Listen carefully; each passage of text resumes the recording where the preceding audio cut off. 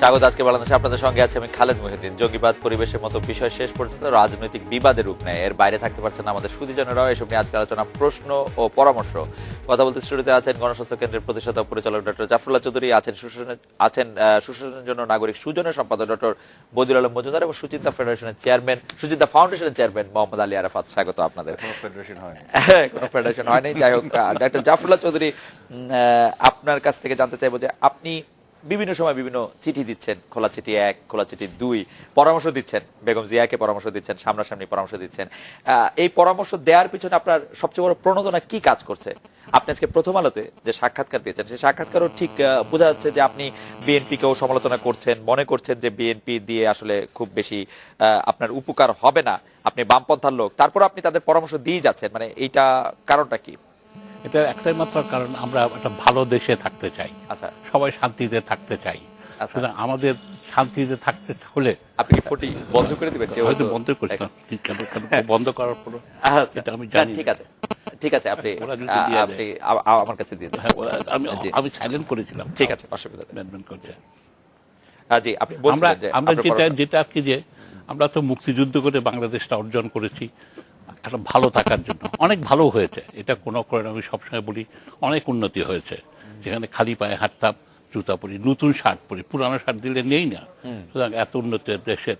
তো কতগুলি ক্ষেত্রে আমাদের এখনো দেশ নিজেদের মধ্যে এতটা বিবাদ, বিশেষ করে রাজনৈতিকভাবে শান্তিতে নেই। আমার হিসাব, আমি যে দেখছি গণতন্ত্রটা এখনো এখানে ভালোভাবে খুঁটি করছে না। সুষম এখানে বিচারের ভিত্তিতে ন্যায় বিচারের প্রতিষ্ঠা পাচ্ছে না। বিচারকরা নিজের বিবেক নিয়ে বিচার করতে পারছেন না, এবং এইসব জিনিসে আমাকে ব্যথিত করে। এই দেশের সংগ্রামী ছিলাম, যে কোনো নাগরিকের মতোই আমাকে। কিন্তু এই দেশ চালায় সরকার এবং বিরোধী দল যৌথভাবে গণতন্ত্র। সেই জন্য আমি মনে করেছি। কিন্তু ডক্টর চৌধুরী, আপনি যতটা খালেদা জিয়াকে পরামর্শ দিচ্ছেন, ততটা পরামর্শ তো আপনি শেখ হাসিনাকে দিচ্ছেন না। ওনার সম্পর্কে আপনি বলছেন আপনি ওনার শুভাকাঙ্ক্ষী, মানে আপনি প্রায়ই বলেন যে আপনি প্রধানমন্ত্রীর শুভাকাঙ্ক্ষী, এবং বেগম জিয়াকে আপনি দেন উপদেশ। আমি শুভাকাঙ্ক্ষী খুব স্বাভাবিক কত কারণেই। কারণ আজকে এই আওয়ামী লীগের যেখানে আজকে মুজিব ভাইকে আমি সবসময় বলেছি, আমরা এত বছর ধরে জেনেছি ওনার মহানবতা। উনি আমাকে জেলে পাঠিয়েছিলেন সিয়াসিক দেওয়ার জন্য, কিন্তু তারপরে আমি পরিষ্কারভাবে বলি আমি ওনার মৃত্যুতে কেঁদেছিলাম। এটা তো আমার কোনো রকম না, কেননা উনি সত্যিকার একটা প্রজ্ঞার মানুষ ছিলেন, মহানুভব ছিলেন। ঝগড়াঝাটি করা যায়, তারপরে ঝগড়াঝাটি করার পরে উনি রাগ রাখেন নাই। আজকে আমি বলি যেই সংগঠনটা আমি চালিয়েছি অনেক দিকে, অবশ্য আমি 10 বছর যাবৎ ছেড়ে দিয়েছি, তার নামটা পর্যন্ত উনি ঠিক করে দিয়েছেন। মানে সেটি ছিল প্রজ্ঞা। ঝগড়ার জন্য উনি মিটপাট করতে জানতেন। তাই দেশের তারই মেয়ে আজকে, এবং তার সাথেও আমার একটা অন্য রকম সম্পর্ক আছে। সেটা হলো মাননীয় প্রধানমন্ত্রী হাসিনা আমার ছোট বোনকে নির্বাচনে হারিয়েছিলেন ইডেন কলেজের। আচ্ছা, ইডেন কলেজের নির্বাচনে আমার ছোট বোন ছাত্র ইউনিয়নের প্রতি এই ছিলেন, আর উনি ছাত্রলীগের। এবং যখনই কখনো কখনো দেখা হলেই প্রধানমন্ত্রী জিজ্ঞাসা করেছেন আপনার বোনটা কেমন আছে। তো এই জাতীয় নৈকট্য আমি অনুভব করি। যেহেতু উনি শাসন আছেন, উনি না চাইলে গায়ে পড়ে উপযাচিত হয়ে উপদেশ দেওয়া যায় না, পরামর্শ দেওয়া যায় না চাইলেও আপনি পরামর্শ দিতে পারছেন। বিরোধী দল সঠিকভাবে নাই। কারণ আমি ওটাই তো বলেছি, কিন্তু মুজিব ভাইকে আমাদের প্রফেসর আব্দুর রাজ্জাক সাহেব একটা কথা বলেছিলেন যে মুজিব 73-এর নির্বাচনের পরে 100টা সিটও বিরোধী দল পাইল না। না হলে বিরোধী দল শক্ত না হলে সরকার ভালো দেশ চালাবে না। আচ্ছা ডক্টর জাফরুল্লাহ চৌধুরী, আমরা আবার আসছি আপনার কাছে। আপনার অনেক কিছুই আমাদের জানার আছে, কিন্তু আপনি যে বদিউল আলম মজুমদার প্রফেসর আছেন আমাদের সঙ্গে, তাকে বিএনপিতে কোঅপ করতে বলেছিলেন। অ্যাপারেন্টলি ডক্টর বদিউল আলম মজুমদার বিষয়টিতে খুব খুশি হন নাই, বা খুশি হয়েছে। আমি কিন্তু এইটি আনতে চাচ্ছিলাম না, আমি উনার মতও নেই, পরামর্শও নেই, কিন্তু আমি মনে করি উনি একজন গুণীজন। আজকে যদি সব গুণীজন বিএনপিতে যাওয়া উচিত না, বিএনপি আমাকে কথা শুনতে হয় না, বিএনপিতে যেতে পারেন, উনার ইচ্ছা, উনি যাবেন চাচ্ছেন। যেমন কি আজকে যদি আমার প্রধানমন্ত্রী উনাকে নির্বাচন কমিশনের প্রধান করতে চান, উনি কি যাবেন না? যাবে, উনার তো যাওয়া উচিত। না জানি না যাবেন কিনা, না যাওয়া উচিত আমার। উনি যাবেন কিনা আমি জানি না, আমি উনার মতে নেই। কারণ সৎ লোক, সাহসী লোক হতে হবে। আর বিরোধী দল কষ্টে আছে।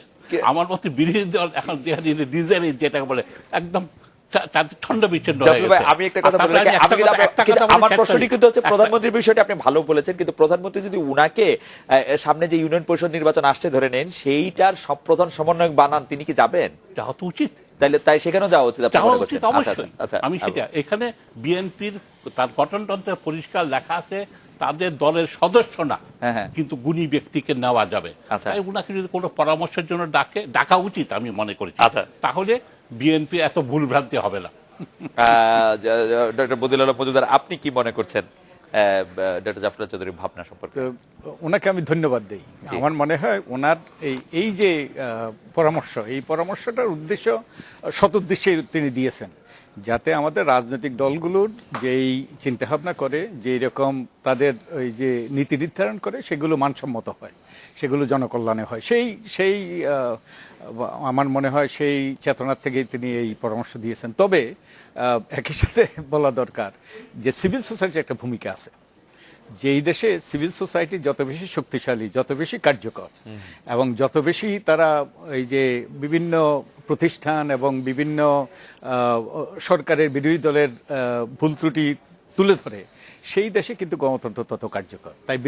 তাই সিভিল সোসাইটির একটা ভূমিকা আছে, এবং আমরা সবাই যদি দলীয় হয়ে যাই তাহলে সেই ভূমিকাটা আর পালন করা সম্ভব কিন্তু ডক্টর মজুমদার, আমার বিবেচনা আমি দেখি যে সিভিল সোসাইটির নিরপেক্ষ ভূমিকা আমরা আসলে আশা করি না। সিভিল সোসাইটির আমরা আশা করি যে সিভিল Critical সোসাইটি ভূমিকা। সবসময় সরকারের সমালোচনা করবে। এটি কেন? ক্রিটিক মানে যেই সরকারের পক্ষে বুঝেছ, থাকে সে আর সিভিল সোসাইটিতে থাকে না, Okay. কিন্তু বিএনপির পক্ষে থাকলে সিভিল সোসাইটি থাকে। না, এটি না, কেমন?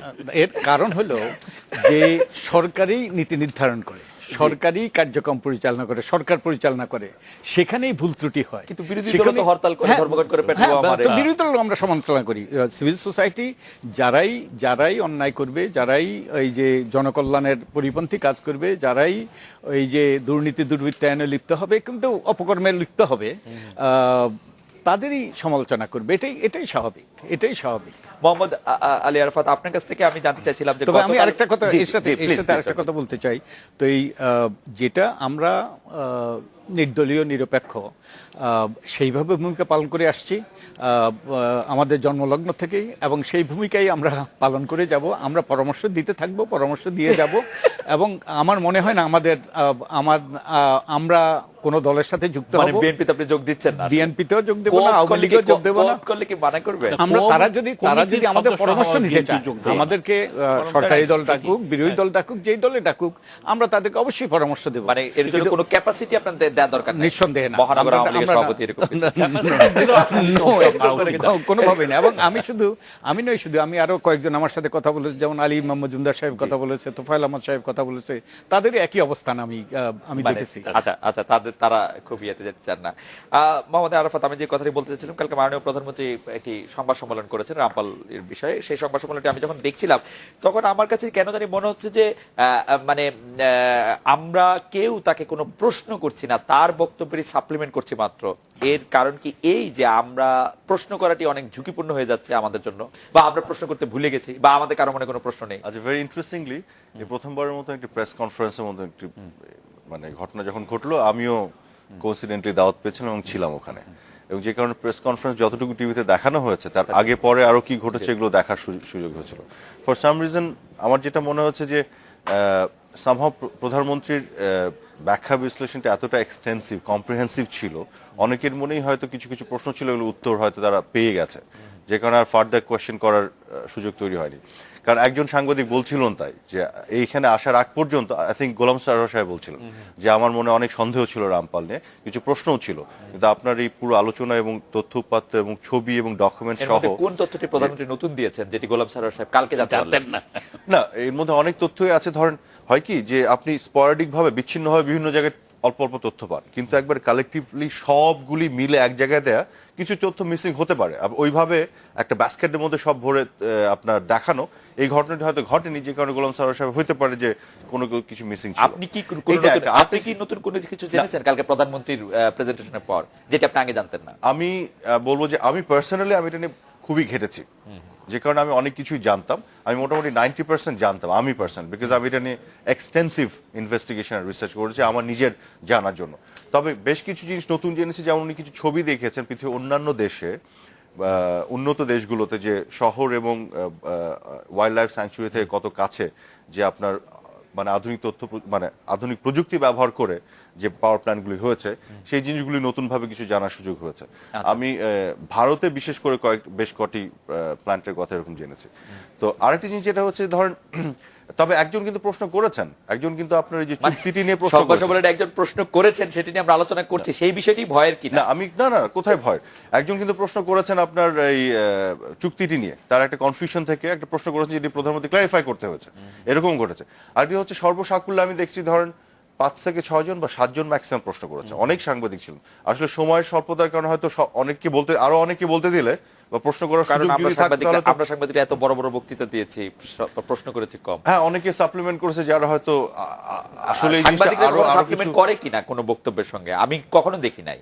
না, এখন প্রেস কনফারেন্স তো সাধারণ অর্থে প্রশ্নই করতে হয়, সেটা সেটা আমরা explore করি। যিনি বক্তব্য দিবেন আমি জানি না, এটা কখনো দেখি নাই, মানে এটা খুব একটা ইউনিক সিচুয়েশন কিনা আমি জানি না, মানে এটা নিয়ে অনেক আলোচনা হচ্ছিল, আমি জানি না, আমি সাংবাদিকতার একজন ছাত্র হিসেবে ঘেটে দেখছিলাম, সাংবাদিকতার প্রফেসররা পর্যন্ত বলছিলেন যে এই পুরো প্রেস কনফারেন্সটা আসলে ভিডিও করে দেখানো উচিত সাংবাদিকতা ক্লাসে। না, হতে পারে, সেটা নিয়ে আমার কোনো মানে মন্তব্য নেই, বাট আমি যেটা মনে করি যেটা হতে পারে, কোনো ইন্ডিভিজুয়াল ভাবতে পারে যে তার যথেষ্ট নলেজ আছে, সাপ্লিমেন্ট করার সুযোগ পেয়ে জাতি দেখছে করে দিল, এরকম হতে পারে। তবে এটা আপনার সাথে আমি এগ্রি করি যে হ্যাঁ, সংবাদ সম্মেলন সাধারণ অর্থে প্রশ্ন করার জন্যই করা হয়, যাদের মনে কনফিউশন ছিল তারা হয়তো আমার মনে হয় যে যদি সাপ্লিমেন্ট করার জন্য তখন অন্য ফোরাম নিশ্চয়ই আছে যেখানে সেমিনার বা আলোচনা। না, সেটা এটা নিয়ে আমি কোনো দ্বিমত পোষণ প্রেস করছি না। কনফারেন্সে সেটা আমার কাছে মনে হচ্ছিল যে এটি ঠিক আমি জানি না। আমরা একটা বিরতি নিচ্ছি, বিরতির পর যখন ডক্টর জাফরুল্লাহ চৌধুরী আমি ফিরে আসবো তখন আপনার কাছে জানতে চাইবো যে অপারেশন ক্লিন হার্ট ও ক্রস ফায়ারের উদ্ভাবক যে বিএনপি, তারা এখন জঙ্গিদের জীবিত ধরার একটি দাবি তুলছে এবং সেই দাবিকে সমর্থনও করছেন আমাদের কোন সিভিল সোসাইটি। ওনাদের আলোচনা থেকে একটু বলা ছিল আমার, ওটা বিবৃতির পর একটু মানে কারণ হুট করে রামপাল ছিল। আপনি একটু শেষ করে দিবেন, তাহলে আমরা শেষ করে দিই। আমি একটু ডক্টর জাফরুল্লাহ চৌধুরীকে প্রশ্ন একটু বলে রাখি, এই দাবি আপনি কিভাবে দেখছেন? জি আচ্ছা, আমি যেটা ওনাদের আলোচনা থেকে ওইটাই তো টপিক ধরেছিলাম, রামপাল হুট করে আমি I was not ready for today. না, যেটা হচ্ছে যে যেটি ডক্টর জাফরুল্লাহ সাহেব বললেন যে বদিউল আলম মজুমদার সাহেবের কথা যে ইলেকশন কমিশনার হিসেবে বা প্রধান নির্বাচন কমিশনার হিসেবে এই ধরনের দায়িত্বে, এরকম একটি এক্সাম্পল আমরা দেখেছিলাম। আপনাদের মনে আছে যে পদ্মা সেতু নিয়ে যখন করাপশন অভিযোগ উঠলো, তখন তৎকালীন মন্ত্রী কিন্তু বলেছিলেন টিআইবি কে যে আপনারা আসেন ইনভেস্টিগেট করেন। তখন কিন্তু ইফতেখার সাহেব বলছেন এটা আমাদের ম্যান্ডেটের মধ্যে না, আমরা এটা করতে পারবো না, এরকম একটি বিষয়। তো আমি জানি না যে এই ধরনের অনেক কিছু আমাদের মাথার মধ্যে হয়তো আসে, যেটা বাট অনেক ক্ষেত্রে কতটুকু করা সম্ভব হয়। এবং যেটা দেখলাম বদিউল আলম মজুমদার সাহেব তো রাজি হলেন না কোনো কিছু করতে, উনি ওনার জায়গায় থাকতে রাজি হচ্ছেন। আচ্ছা, আরেকটা জিনিস একটু বলতে চাই ছোট্ট করে, এড়ানো বলে আমি মনে করি সেটাও হতে পারে। আচ্ছা, আরেকটা জিনিস আমি এটার সাথে আবার আপনার সাথে একমত। কোথায় আমি বলি সিভিল সোসাইটি মানে যে আবার নিরপেক্ষ থাকতে হবে, এটা আমি মনে করি না। আমি মনে করি না, কারণ যে সমাজে আপনার ন্যায় অন্যায় দ্বন্দ্ব থাকবে, সত্য মিথ্যার দ্বন্দ্ব আছে, সেখানে আমার সত্য এবং ন্যায়ের পক্ষে অবস্থান নিতে হবে। যেমন ধরেন অমর্ত্য সেন তো একটা বিশাল সিভিল সোসাইটির আপনার একটা কি বলবো একটা আইকনিক ফিগার। আপনার এই যে গত নির্বাচনে ভারতে যেখানে এন্টায়ার মিডিয়া আপনার বিজেপির পক্ষে চলে গেছিল আমরা দেখেছি, কিন্তু এই অমর্ত্য সেনকে আমি দেখেছি যিনি পলিটিক্সের ধারে গেছেও না, একজন একাডেমিক নোবেল লরেট, উনি কিন্তু শক্ত অবস্থান নিয়েছিলেন সেকুলার পলিটিক্স প্রগ্রেসিভ পলিটিক্সের পক্ষে। ওটাই তো ওনার সিভিল সোসাইটির ভূমিকা। উনি তো নিরপেক্ষ নাই না যে বিজেপিও ভালো কংগ্রেসও ভালো, না, নিরপেক্ষ ছিল ওনার বিরুদ্ধে যেটা সঠিক তার বিরুদ্ধে কথা বলা ছিল rather in favor of Congress against, যেখানে কংগ্রেসের এগেইনস্ট এত এলিগেশন ছিল because of his original politics, এবং সেখানে মিডিয়াতে উনাকে কিন্তু অনেক কঠিন প্রশ্নের সম্মুখীন হতে হয়েছে, but he did take that stand, এবং আমি ওইটাকে রাইট স্ট্যান্ড মনে করি। আমি জনাব বদিউল আলম মজুমদারের কথা বলতে পারি, জামায়াত প্রশ্নে সেকুলারিটির পক্ষে উনার একদম স্পষ্ট গর্জিত, আমরাই প্রথম 2008 সালের নির্বাচনের পরে অ্যাড করি একটু বিনয়ের সাথে, সেটা হচ্ছে যে সিভিল সোসাইটি ওই যে বিষয়টার সাথে আপনার সাথে আমি একমত যে একটা শক্তিশালী সিভিল সোসাইটি ডেমোক্রেসির জন্য দরকার।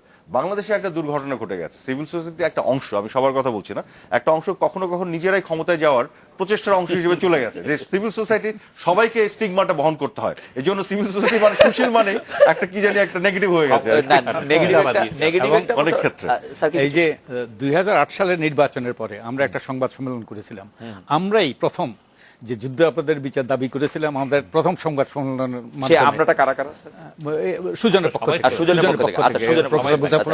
প্রফেসর মুজাফফর আহমদ সাহেব ছিলেন তখন সভাপতি, এবং আমরা তখন বলেছিলাম একজন ব্যক্তির কথা যিনি ক্ষমতাসীন দলের মনোনয়ন নিয়ে সেই যুদ্ধ অপরাধী নির্বাচিত এসেছিলেন, তার নামও যিনি ক্ষমতাসীন দলের মনোনয়ন নিয়ে সেই যুদ্ধ অপরাধী নির্বাচিত এসেছিলেন, তার নামও বলেছেন। আমরা তার জন্য আমরা এই যে উকিল নোটিশও পেয়েছিলাম। আচ্ছা, আমরাই প্রথম এই দাবি তুলেছিলাম। আমরা একটা বিরতি নিচ্ছি, বিরতির পর ফিরে এসে ডক্টর জাফরুল্লাহ চৌধুরী আপনার কাছে জানতে চাইবো যে জঙ্গিদের যে জীবিত ধরার দাবি, এই দাবি আপনি আসলে কিভাবে দেখেন, এবং সেটা যখন অপারেশন ক্লিনার ক্রসফায়ার উদ্ভাবক বিএনপি করে এবং অনেকে সেটি সমর্থনও করেন, সেটা আপনি কিভাবে দেখেন? আমরা একটু শুনবো, আমরা একটু বিরতি নিয়ে ফিরছি আপনার কাছে।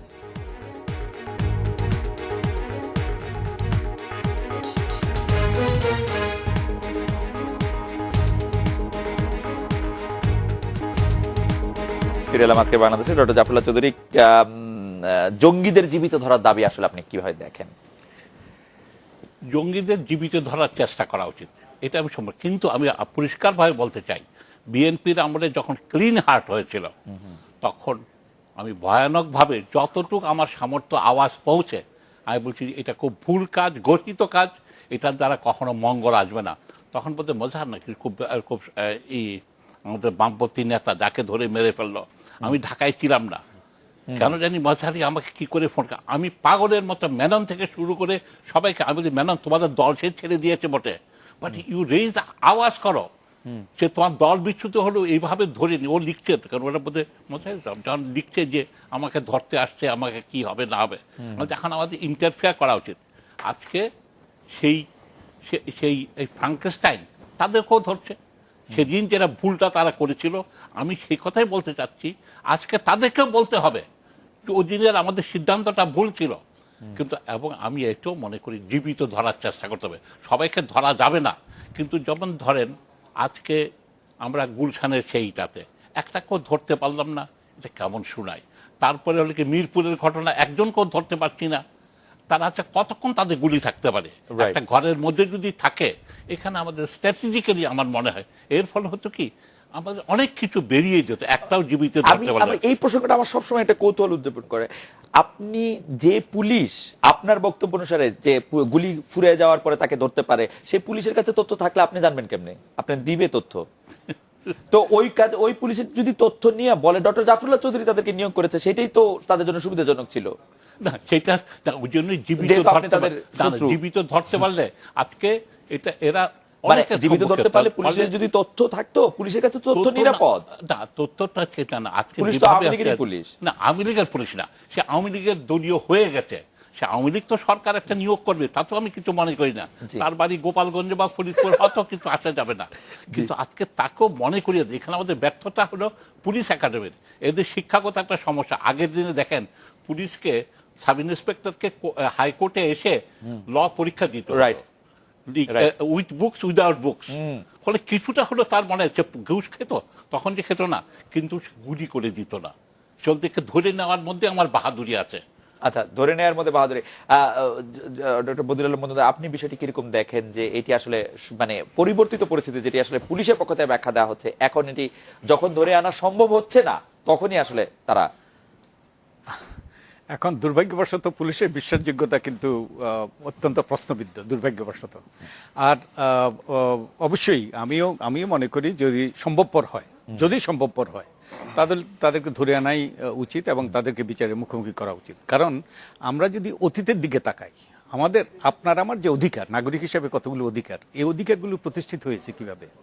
এই অধিকারগুলো প্রতিষ্ঠিত হয়েছে সমাজের সবচেয়ে ঘৃণিত ব্যক্তি যে, তাকে বিচারের আওতায় এনে সে আদালত তাকে সুরক্ষা দিয়েছে তার অধিকারগুলো, এবং এর ফলে আমার আপনার অধিকার কিন্তু নিশ্চিত হয়েছে। তাই সমাজের সবচেয়ে ঘৃণিত ব্যক্তিটাকেও তাকে সেই সুরক্ষা দেওয়া উচিত, তাকে সেই সুযোগ দেওয়া উচিত।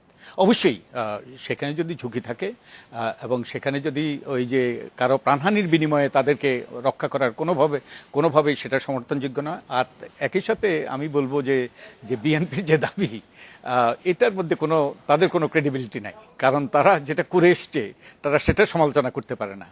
কেন স্যার? বিএনপি করে আসলে কি বিএনপি এখন বদলে যেতে পারে না? হ্যাঁ, অবশ্যই করতে পারে, কিন্তু তাদের বিশ্বাসযোগ্যতা, কিন্তু দুর্ভাগ্যবশত বিশ্বাসযোগ্যতা, আর একটা আত্মোপলব্ধি হওয়া তো ভালো কথা। আমি আত্মোপলব্ধি হওয়াটা বিএনপি তো এখন ভালো দল। আত্মোপলব্ধি হওয়াটা ভালো কথা, কিন্তু তাদের বিশ্বাসযোগ্যতা শূন্যের কোঠায়, দুর্ভাগ্যবশত। আচ্ছা, কল্যাণপুরে যে ঘটনা ঘটলো ওখানে একজন জীবিত ধরেছিল না? একজন তো জীবিত ধরেছিল, এমন তো না যে সবাইকে মেরে ফেলছে। একজন যে পালাতে গিয়ে যে সে পড়ে গেল, তারপর তার পা ভেঙে গেছিল, তাকে চিকিৎসা দিয়েছে, সে এখন পুলিশের হেফাজতে আছে। আচ্ছা, তারপর আপনার ইভেন হোলি আর্টিজানেও কিন্তু যে হাসনাত করিম একজন তো তাদের হেফাজতে আছে, তাহমিদ। ওখানেও তো আমরা জঙ্গি সাসপেক্ট দুজনকে ধরা হয়েছে। Suspect ওরা বেরিয়ে আসছিল। না, আমি পার্সোনালি যেভাবে হোক, আমি পার্সোনালি যেটা মনে করি যে এরকম আমরা ধরে নিচ্ছি কেন যে পুলিশ ইচ্ছা করে মেরে ফেলছে? ব্যাপারটা তো এরকম না। আমরা তো কারণ অন দ্য পুলিশের স্পটে সেই বিশ্বাসযোগ্যতা নাই না, আর কি। বিশ্বাসযোগ্যতা নেই, একই সবকিছু গল্প। আপনি সন্দেহ করতে পারেন না। আর শোনেন, জিনিসটা হচ্ছে যে সিচুয়েশন সন্দেহ লাগে যে লাগলে তো কিছু বলার নাই। সন- এখন এখন এরকম সিচুয়েশনে সন্দেহ তাহলে দিলে- কিছুই বলার নাই। হ্যাঁ, জি। আপনি জঙ্গির সাথে ফাইট করছেন জি। এবং আপনি সন্দেহ করছেন যে পুলিশ ইচ্ছা করে মেরে ফেলছে। The situation does not permit them. তারা তো সর্বোচ্চ চেষ্টা করেই যে তাদেরকে যদি জীবিত ধরা যায়, কারণ তাদেরই তো দায়িত্ব at the end of the day. তারা তো জীবনও দিচ্ছে।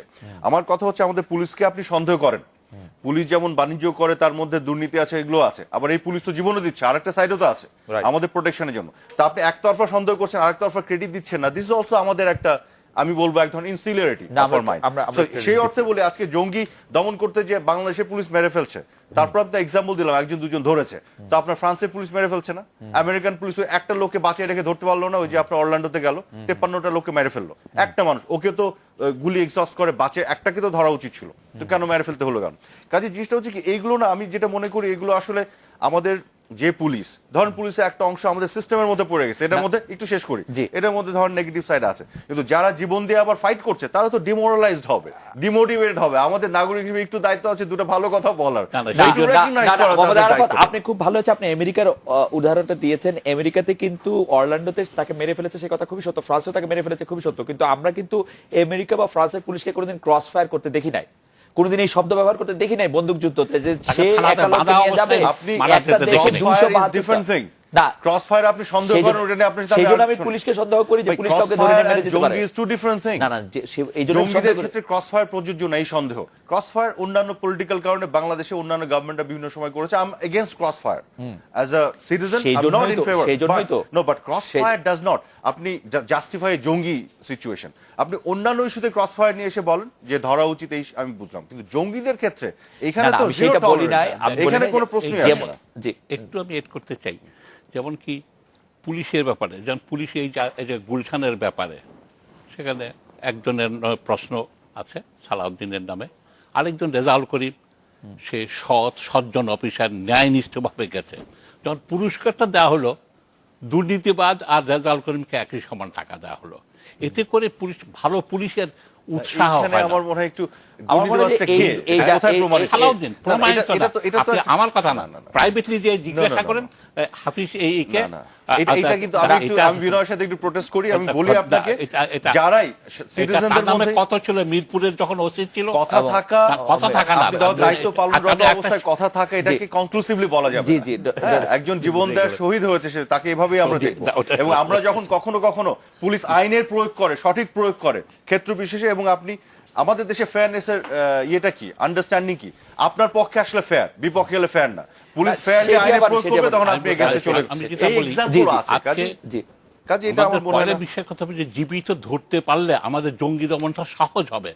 আমরা অবশ্যই হবে, তাদের এটা পুলিশও অনেক বুঝে, তাই এটা যদি আমরা বল- বুঝি। না, তার প্রমাণে কথা হচ্ছে না। যেমন নারায়ণগঞ্জের ব্যাপারটাই ধরেন, এরা যদি, আমি যদি তাকে 20 দিন না খাইও রাখি, সে সার্জার এমনি করবে। না, এটা নাও হইতে পারে, না, না, তুমি না, চেষ্টা এটা করা easy উচিত না, ছিল। না হইতে পারে। তার কতটা গুলি আছে? সেই ক্ষেত্রে অবশ্য It's not that easy. জঙ্গিদের ক্ষেত্রে এই ঝুঁকিটা নেওয়া যাবে কিনা, তাকে নেওয়া 20 দিন যাবে বাঁচা না। রাখা যাবে, তার যে নেটওয়ার্ক, তার যে না, যোগাযোগ, সেটা তার যে আমাদেরও নাশকতা আত্মহত্যা করার বেড়েছে। ভূমিকা। নাশকতার চাকরি যে আমি ধরে ফেলে তাকে রুমের মধ্যে আটকেছি, আমি বাকি সব কাটা যেতে পারি, আর ভাইফার আর অমুক কতটা আর কি করে যোগাযোগ করবে সে ওখান থেকে তো বসে এই কাজটা তো তোকে অরল্যান্ডোতে ধরার- করতে পারবে, না, না, আমেরিকান না, পুলিশ। না, আমেরিকান পুলিশ ওটা আলাপ করে লাভ নেই। আমাদের এখানে না, ও best যদি খারাপ practice করে গুলি আমি নিয়ে সেটাকে আসছি। আমার খারাপটা নিয়ে না, না, দাও। খারাপ আমি করছি না, আমি চাচ্ছি বলছি আমার world এর যে জনগণকে best যেভাবে practice গুলি আছে, পুলিশের যাদেরকে আমরা example এইটাকে- হিসেবে দেই। এই জাতীয় ইন্ডিমেটি দেওয়া উচিত আমার না। মনে হয় যে আমরা একটু আমাদের- আবার জাফরুল্লাহ চৌধুরীর যে চিঠি, সেই চিঠিতে ফেরত আসি। আমরা একটা বিরতি নিচ্ছি। বিরতি নিয়ে আমি একটু বলতে চাই যে ডক্টর জাফরুল্লাহ চৌধুরী বলছেন যে বেগম জিয়ার হাতে 9 মাস সময় আছে, কারণ 9 মাসের মধ্যে তিনি স্পেসিফিকলি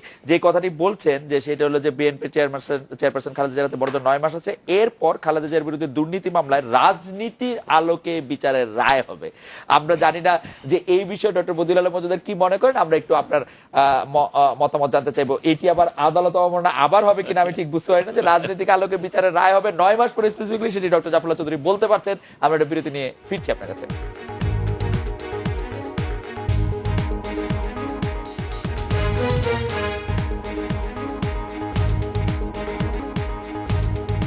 ফিরে এলাম আজকের বাংলাদেশে। ডক্টর বদিউল আলম মজুমদার, আপনি সেই 9 মাসের বিষয়টি আপনি খেয়াল করবেন, ডক্টর জাফরুল্লাহ চৌধুরী দুটি বিষয়ে হতাশা প্রকাশ করছেন অনেকটা আপনাদের মতো করে, আপনার মতো করে, যে বিএনপির কাছেও সুশাসন পাওয়ার গ্যারান্টি নাই। আরেকটা তিনি হতাশা ব্যক্ত করছেন যে, বা আশঙ্কা প্রকাশ করছেন যে 9 মাস পরে রাজনীতির আলোকে খালেদা জিয়ার বিচার হবে। তো প্রথম যেই ওনার যে আশঙ্কা, বিএনপির কাছ থেকেও সুশাসন পাওয়ার হয়তো যাবে না, তো এই আশঙ্কা তো আমাদেরও আছে। কারণ আমরা দেখেছি বিএনপি জামাতের অপকর্ম আমরা দেখেছি, এবং আমরাই সুজনের পক্ষ থেকে এই যে তারা যে সকল অপকর্ম করেছে, হাওয়া ভবন থেকে আরম্ভ করে যে নির্বাচনকে এই যে করার জন্য, কারচুপিপূর্ণ নির্বাচন করার জন্য, তারপরে পাতানো একটা নির্বাচন করার জন্য যে সকল পায়তারা, সেই সকল সবুটে আমরাই সবচেয়ে সোচ্চার কণ্ঠ ছিলাম। সেই 1 কোটির বেশি ভোটার তালিকায় যে বিতর্কিত ভোটার, হ্যাঁ, তো সেই সম্পর্কে তাই তাদের ক্রেডিবিলিটি অত্যন্ত প্রশ্নবিদ্ধ, তাই তাদের কাছ থেকে আশা করা, এবং আপনি যে বলেন এও খারাপ তাইও খারাপ, মানে সেটা একটা মাইনাস টুর দিকে যায় না, এটা একটা মাইনাস টু লাগে। এই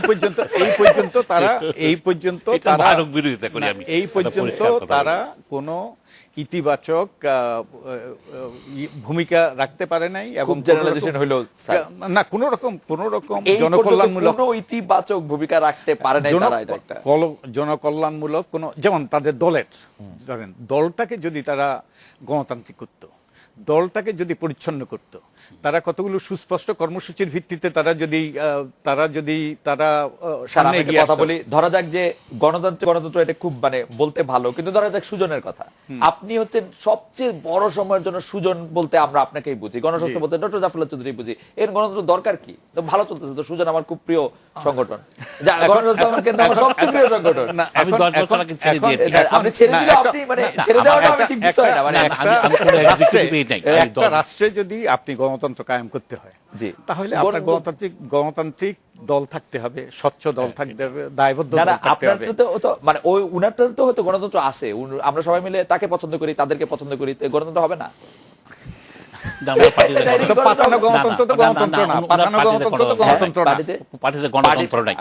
পার্টিতে যদি গণতন্ত্র মানে যদি বেশি সংখ্যাগরিষ্ঠ শাসন হয়, তাহলে আওয়ামী লীগে কি সবচেয়ে বেশি লোক শেখ হাসিনাকে পছন্দ করে না? বিএনপি থেকে সবচেয়ে বেশি লোক খালেদা জিয়াকে পছন্দ করে? ঠিক আছে, তাদের পছন্দ সব ভালো গণতন্ত্র আছে, অবশ্যই তারা একটা নির্বাচনের মাধ্যমে যদি তাদের এগেইনস্টে কেউ নির্বাচন না করতে চায়, তারা কি করবে আসলে? না, ধরেন তারা হয়তো তাদের বিরুদ্ধে হয়তো কেউ নির্বাচন করলো না, কিন্তু আরো অন্যান্য পদগুলোতে অতি সহজেই এটা প্রতিদ্বন্দ্বিতা করা সম্ভব। স্যার, আপনি বই খাতার কথা বলছেন, অন্য কোন পদ্ধতিতে নির্বাচন করা হলে যে দলীয় অন্তর্কোন্দল হবে সেটা সামাল দিতে তারা পারবেন না বলে তো তারা নিজেরা নির্বাচন দেন। তো সরল বুদ্ধি। আবার এই কোন্দল দমনের একটাই উদ্দেশ্য, একটাই পন্থা, উত্তম পন্থা, সেটা হলো গণতান্ত্রিক পন্থা, যে অধিকাংশের মতামতের ভিত্তিতে একজন নির্বাচিত হওয়া। তা না হলে কিন্তু আপনি যদি একজনকে দায়িত্ব দিয়ে দেন, বরং কোন্দলটা আরো বেশি হয়, আমরা দেখতেই পাচ্ছি। আমি একটু রেলেভেন্টলি অ্যাড করে দেখেন, মানে থিওরিটিক্যালি আই এগ্রি, আর এটা কিন্তু খুব সুন্দর কথা, বাট প্র্যাকটিক্যালি কি হচ্ছে দেখেন, এই বিএনপি কিন্তু বিএনপি আওয়ামী লীগ দলের কথা বাদ দেন, ছাত্র দলের কিন্তু ওই একই অবস্থা, কোনো নির্বাচন হয় না, গণতন্ত্র নয়, তারা সিলেক্ট করে। ছাত্রলীগে আর যাই হোক, একটা ভালো ডিসিশন হয়েছে, সেটা হচ্ছে কি যে বয়সের একটা বার টানা হয়েছে, 29 বছরের বেশি হতে পারবেন, আর একটা কি স্বচ্ছ ব্যালট বাক্সে ইলেকশন হবে, এই সিস্টেমটা এনেছে, এবং এটা কিন্তু গত কয়েকটা টার্মে প্র্যাকটিস করা হচ্ছে।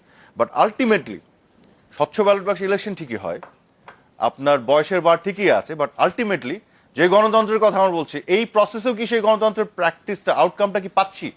আমার তো রিয়ালিটিতে আমি তো দেখছি, বরং বাংলাদেশে আপনাকে এখানে আমি বলেছি যে ইউনিয়ন পরিষদ ইলেকশনে যেটা যত মানুষ কাটাকাটি করেছে, বাংলাদেশের bottom to top, there is no democratic values to anyone, we don't understand democracy. আমরা ডেমোক্রেসির প্রতি কোনো রেসপেক্টই নাই। না, কিন্তু ডেমোক্রেসির প্রতি আপনি রেসপেক্ট, চেষ্টা করছেন, প্রসেস আনছেন, কিন্তু ছাত্রলীগের মতন একটা কিন্তু মোহাম্মদ আরাফাত আপনি কি খেয়াল করেছেন যে বিএনপি বা আওয়ামী লীগের, ধরেন আপনার প্রিয় দেশ মার্কিন যুক্তরাষ্ট্রের কথা যদি বলি, ওরা যে দলের ভিতরে গণতন্ত্রটা প্র্যাকটিস করে যে একটা নেতা নির্বাচন করতে পারছে, সেরকম কোনো অসুবিধার কথা, তাদের ভয়টা কোথায় আসলে? সেটাই আপনি সিস্টেম ইন্ট্রোডিউস করে দিলেন, but G. It's not going to work. কেন? আপনি কি Because জানেন? কিন্তু বাংলাদেশের আপনি তো- বাস্তবতায় আমি- বাংলাদেশের মানুষের সাইকি যেটা, it does not permit, we are not ready for it. যে ডক্টর যে জাফর কারণে চৌধুরী, আপনার আপনি কি কেন মনে কেন করেন- এটা উত্তরটা একটু বলে দিই। জি প্লিজ একটু। পাইলট প্রজেক্ট হিসেবে ছাত্রলীগে তো করা হয়েছে, ধরেন আওয়ামী লীগ কোথাও নাই, করা হচ্ছে না, স্বচ্ছ ব্যালটে নির্বাচন হয় না, জি। সবাই না, পার্টিসিপেট আওয়ামী করে লীগে না। হয়নি কিন্তু। হ্যাঁ? আওয়ামী লীগ আওয়ামী লীগের বলতে দরকার নাই, ছাত্রলীগের পাইলট যে ছাত্রলীগ করা হয়েছে, জি। কিন্তু আউটকামটা কি আলটিমেটলি আলটিমেটলি পাচ্ছে? না, আমি জানি না, ডেমোক্রেটিক কিন্তু প্রসেসে কোন একটা জায়গায় শুরু করতে হবে কিনা, ডক্টর জাফর চৌধুরী কি মনে অপিনিয়ন করেন? কি রিফ্লেক্ট আমি হয়? মনে করি যে আজকে যেখানে আমাদের এইসব দল যারা সৃষ্টি করেছিলেন তারা তারা কিন্তু অনেক বেশি গণতন্ত্রী মনা ছিলেন। এমনকি যে আমি জিয়াউর রহমানের কথা দিই, উনি তো আর্মি থেকে এসে এই পার্টি হয়েছেন, তার গঠন তন্ত্র দেখে ছোট বই, আমাদের সংবিধান অনেক ছোট বই, পরিষ্কারভাবে বলেছে যেখানে ইউনিয়ন কাউন্সিল, সেখানে তাদের যা সদস্য আছে তাদের নির্বাচিত হতে হবে, একটা নির্বাচন পদ্ধতির কথা বলেছে তারা। এখানে এরা গত কয়েক বছর একটা এবং কতদিন পর কাউন্সিল হতে হবে এইসব লেখা আছে, একটা জিনিসও অনুসরণ করেন নাই আমাদের নেতারা একজনও। আর দ্বিতীয়ত যেটা আমি একটা বলতে চাচ্ছি, দেখেন আমাদের দেশে আগে ইউনিয়ন পরিষদে ইলেকশন হতো, যখন এটাকে দলীয় করে ফেললাম ঝগড়াটা কিন্তু বেড়ে গেল। ঝগড়া বেড়েছে কিনা সেটি অবশ্য একটি তর্কের যেটা বিষয়। বেড়েছে তার প্রমাণ হলো 138 জন না 58 জন মারা গেছে। আমার মনে হয় যে সেটি আমরা একটু দেখবো। তবে ডক্টর জাফরুল্লাহ চৌধুরী, আমার কাছে মনে হয় যে আমরা একটা বিরতি নিই, বিরতির পর ফিরে আসি, যে সময় আপনার আরো একটু আপনার সঙ্গে কথা বলা যাবে। আমরা এটা ফিরছি।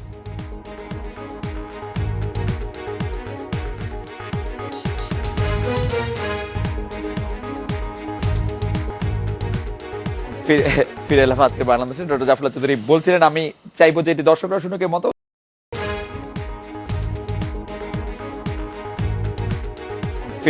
ফিরে এলাম আজকে বাংলাদেশে। ডক্টর জাফরুল্লাহ চৌধুরী বলছিলেন, আমি চাইবো যে এটি দর্শকরা শুনুক এর মতো।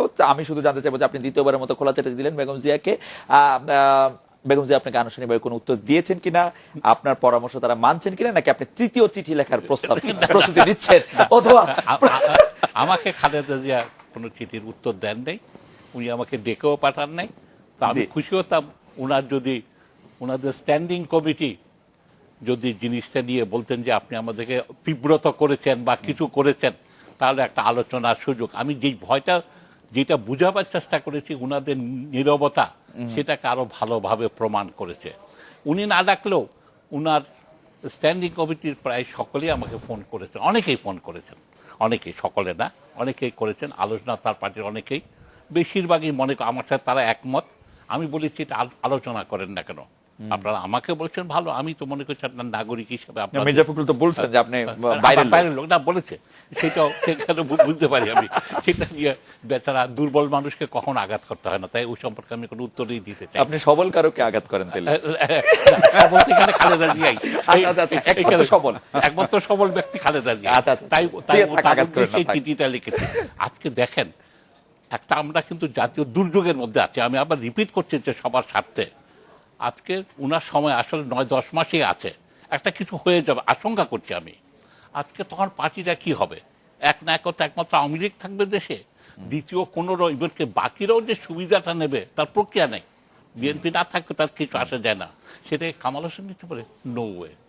কাদের সিদ্দিকী, অন্যান্য বামরা বা তার সম্মিলিত যে সিপিবি, আমার মনে হয়, এবং কোনো যদি রাজনৈতিক বামরা কেন পারছে না, এটা যদি আপনাকে একটু জিজ্ঞেস, বামরা কেন পারছে না, তারা ব্যর্থ হচ্ছে কেন, তারা একটা জায়গা নিতে পারছে না কেন বড় আকারের বিরোধী দলের? মানে এটা সেটা বড় প্রশ্ন। আরফাত ভাই, আমি ছোট করে যদি আমি এটাতে কৌতূহলী হয়ে উঠলাম। মানে আপনি মনে করছেন যে বেগম জিয়ার যদি কোনো মামলার রায় যে তাকে নির্বাচন অযোগ্য বা এরকম কোনো কিছু করা হলে বিএনপি দলটি আর থাকবেন, আপনি এরকম আশঙ্কা করছেন? ভেঙে যাবে, কোনো থাকবে, মানে গভর্নমেন্টকে কিছুই করতে হবে না, এটা ভেঙে চুরে যাবে।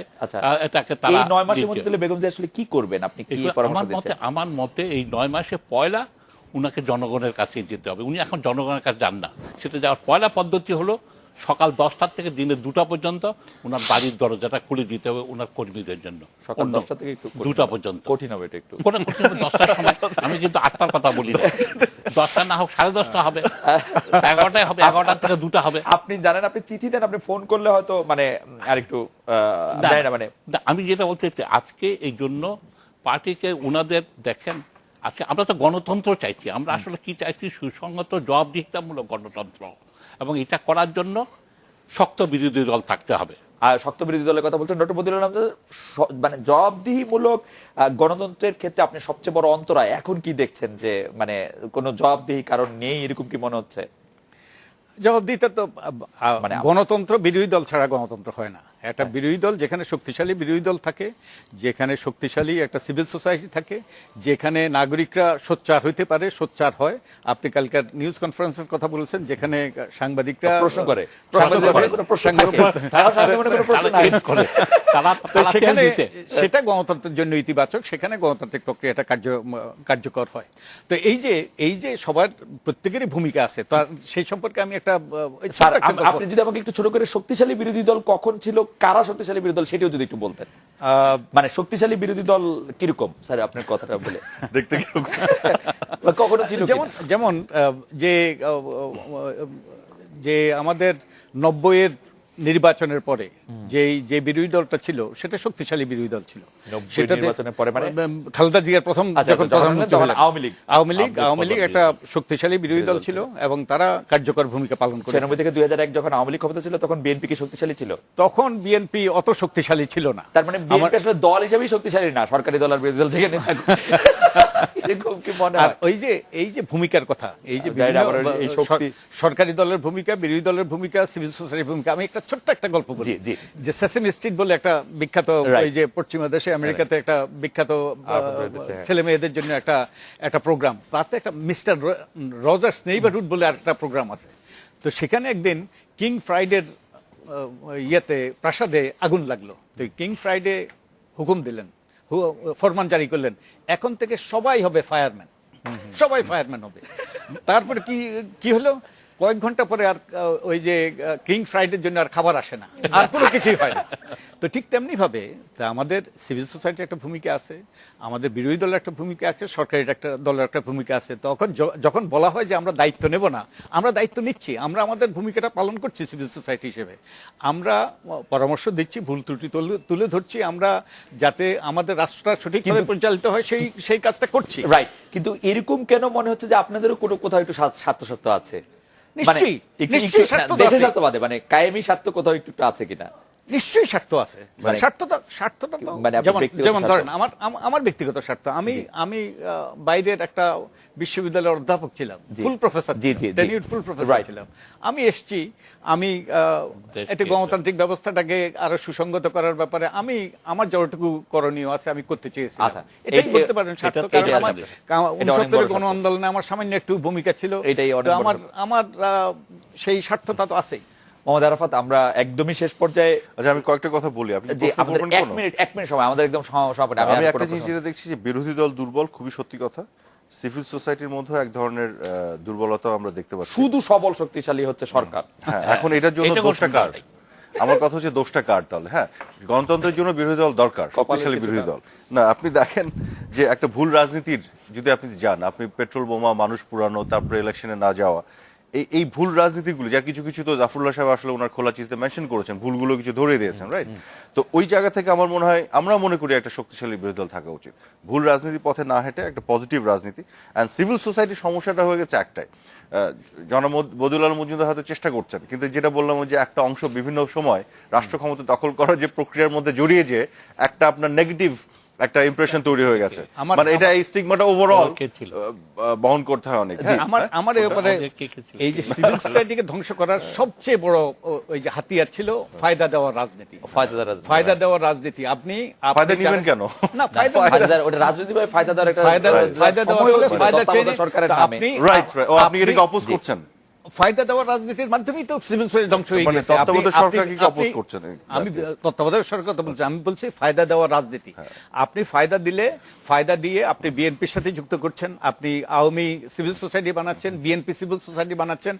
এই ফায়দা দেওয়ার মাধ্যমেই কিন্তু সিভিল সোসাইটি ধ্বংস হয়ে গেছে, সাংবাদিকরা বিভক্ত না, হয়েছে। এখানে আবার একটু আমি ডিফার করবো। যেমন ওই যে ডক্টর সাংবাদিক- অমর্ত্য সেন যেমন কংগ্রেস থেকে কোনো ফায়দা নিয়ে কিন্তু স্ট্যান্ড নেন, সেটা না, তার সেটা তো আমরা আইডিওলজিক্যাল বলছি না। স্ট্যান্স থাকে। এজন্য না, না, বলছি তা সিভিল আমরা তো- সোসাইটির আমরা তো মধ্যে কোনো ফায়দা নিইনি। এজন্য না, সিভিল আমরা তো সোসাইটির মধ্যে ফায়দা না নিয়েই তো অনেকে কিন্তু বিরাগবাজন মুক্তিযুদ্ধের হচ্ছি। চেতনা থেকে সেকুলার পলিটিক্সের জায়গা থেকে কোনো ফায়দা ফুয়দা ছাড়া একটা অবস্থান না, না, কাজে তা সবাইকে আমরা আবার তো জেনারেলাইজ আছি। করা ঠিক হবে আমরা না এখানে। আমরা আমরা আমরা ডক্টর জাফরুল্লাহ চৌধুরীর কাছে শেষ কথা শুনি। আসলে সিভিল সোসাইটির থেকে আমরা এরকম আশা করি যে যার ফায়দা একসময় জনগণ নিবে, একসময় আওয়ামী লীগ নিবে, একসময় বিএনপি নিবে, একসময় আমরা সবাই নিব, মানে কোন একটা নির্দিষ্ট জায়গা থেকে নিশ্চয়ই ফায়দাটা আসবে না। এটা আমি যেটা যে বলতে চাচ্ছি যে আজকে সিভিল সোসাইটির যে কাজটা ইন্ডিপেন্ডেন্ট হতে সরকার বিরোধী সবাইকে পরামর্শ দেওয়া, তাদের দরকার পড়লে জনগণের সাথে থেকে রাস্তায় নামা, এইসব সিভিল সোসাইটি যতটুকু সম্ভব। আমি দেশের বিপদটা যে শেষ কথা বলতে চাই, আমি প্রাইম মিনিস্টারের উদ্দেশ্যেই বলতে চাচ্ছি, আমাদের দেশের সর্বনাশটা মূল কারণ হলো কেন্দ্রিকতা। উনাকে এই কেন্দ্রিকতার অবসান উনাকে ক্ষমাতে কথা হবে। ডক্টর জাফরুল্লাহ চৌধুরী, জনগণের অনুভূতি। আপনাদের অনেক ধন্যবাদ। এই ছিল আজকে বাংলাদেশে দেখা হচ্ছে আগামীকাল এই সময়। শুভরাত্রি।